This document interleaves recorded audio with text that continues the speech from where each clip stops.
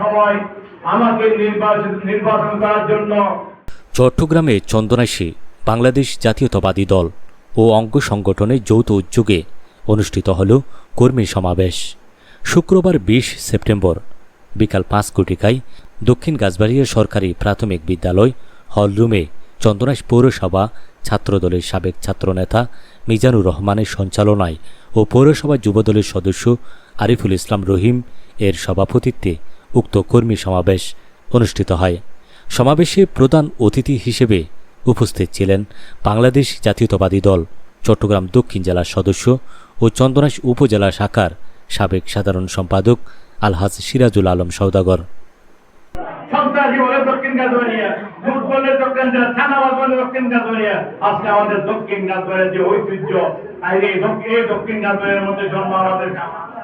এ সময় প্রধান বক্তা বলেন, আওয়ামী লীগের সন্ত্রাসীরা এখনও হামলা করার পায়তারা করছে।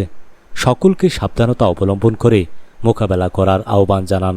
সেই সাথে বেগম খালেদা জিয়া ও তারেক রহমানের হাতকে শক্তিশালী করার আহ্বান জানান তিনি। প্রধান বক্তা হিসেবে উপস্থিত ছিলেন চট্টগ্রাম দক্ষিণ জেলা যুবদলের সহসভাপতি সিরাজুল ইসলাম। তখন আমাদেরকে ভোট সেন্টারে ঢুকতে দেওয়া হয় নাই এবং আমাদেরকে বাইরে থেকে অস্ত্র দিয়ে। প্রধান বক্তা সিরাজুল ইসলাম স্বৈরাচারী আওয়ামী শাসনামলে গুম, খুন, হামলা, মামলা ও নির্যাতনের কথা উল্লেখ করে সকল অপরাধীদের বিচারের আওতায় আনার দাবি জানান। বিশেষ অতিথিদের মধ্যে ছিলেন স্বেচ্ছাসেবক দলের যুগ্ম আহ্বায়ক আবু ইউসুফ, মোহাম্মদ বদিউল আলম সওদাগর, মোহাম্মদ খোরশেদ, আমিনুল ইসলাম আমিন, বেলাল হোসেন, আফসার উদ্দিন, মিজানুর রহমান, মোহাম্মদ সেলিম, আবদুল্লাহ, জোবাইর হোসেন, শাহিদ, পারভেজ হাসান প্রমুখ।